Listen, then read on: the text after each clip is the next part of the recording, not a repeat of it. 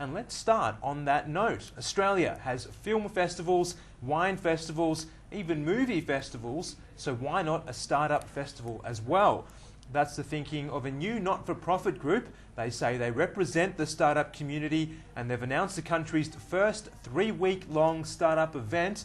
It celebrates and promotes tech entrepreneurs around the country. The group is called StartupAUS. It's being backed quite heavily by Google Australia, and one of their directors, Alan Noble, joins me in the Sky News Business Centre right now. Alan, good to see you today. Welcome to the program. Hi, Nigel. Now, StartupAUS, this group, you say it represents the startup community. Why form a group like this first? StartupAUS really came out of the community itself expressing a desire to have a better way to advocate for the needs of the startup community. The startup community is still relatively small in Australia. There's only about 1,500 technology startups in the whole country. One of the problems we identified, the community identified, was most people aren't aware that this community even exists and the potential. So that was really the thinking behind StartupAUS. The festival, Startup Spring, was really the first attempt to kind of create some awareness around startups. And I'll come back to what that festival covers, but I'm interested in what kind of issues you are going to seek to represent the startup community on. What's top of the agenda? Right. Well, first and foremost, awareness.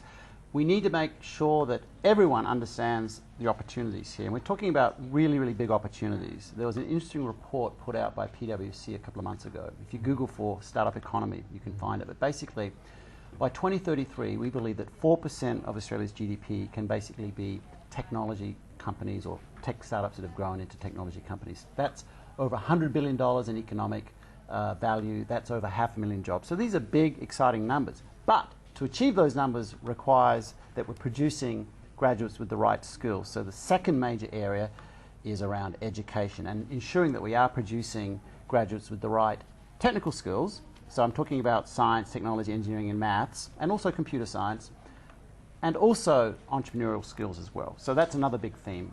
So awareness and education. Okay, so a couple of different factors there. Let me put to you a few things I've heard about this particular group. Okay, the first is from a guy called Ned Dwyer. He's an entrepreneur, a startup, I suppose, a member of that community himself. And he talks about if you just build good products, the government and the overall environment don't necessarily affect you that much as an entrepreneur. If you just get that business model right, you're good to go.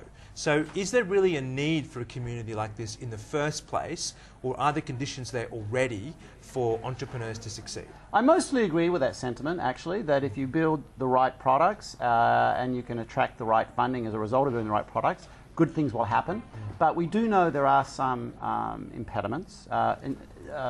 Talent, and essentially people with the right technical skills, is certainly something that has been flagged both by startups and large companies such as Google as well. So it's definitely an area of common interest. There are also some areas where I think policy could be improved as well. So in the lead up to the election, the federal government, the former federal government, put out a discussion paper around share schemes. Yeah. So that's another area that the community has identified. So there is, yes, by and large, build it and they will come and you can be successful, but that's not to say it's all hunky-dory. And there are things we can do in terms of attracting startups, concessions for tax breaks like Singapore and so forth have. What about the criticism that you want to represent the startup community nationally, but it's a very Sydney-centric body? There's no one from the Melbourne community on your board, for example. Not yet. I'm glad you raised it because the board is growing. The StartupAUS is actually still growing. We are actually a startup ourselves. So we have 4 directors. So I'm actually Adelaide-based, although I work for Google in That's Sydney. a pretty big admission, but missing out Melbourne initially. And we're making a conscious effort to actually remedy that. So it's something we seek to remedy. But I would probably point to the Startup Spring numbers. We now have 125 independently organised events around Australia. So every state is represented. Every state and territory is represented. So that to me is perhaps the best early indication that this is actually a national movement. Now, what about Google? Because I understand they're supporting this with both cash and staff. What do Google get out of this? Is it going to be some kind of front group for what Google want?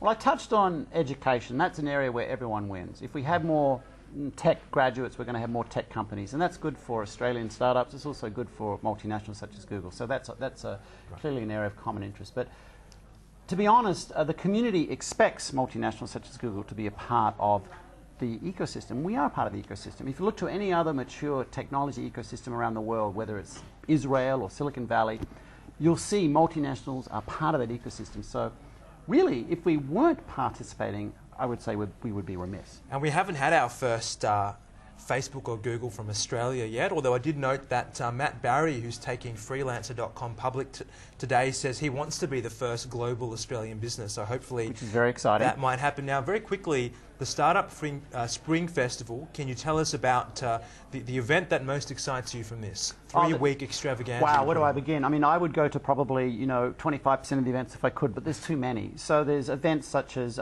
Building Lean Startups in WA, there's Software Freedom Day in Tasmania, there's a new convention in Adelaide called South Start. They're all fantastic events. Fantastic. I would encourage people just to go to Startup Spring 2013 and find an event. And make sure you include Melbourne. Alan, thanks for your time today. Thank you very much, Nigel.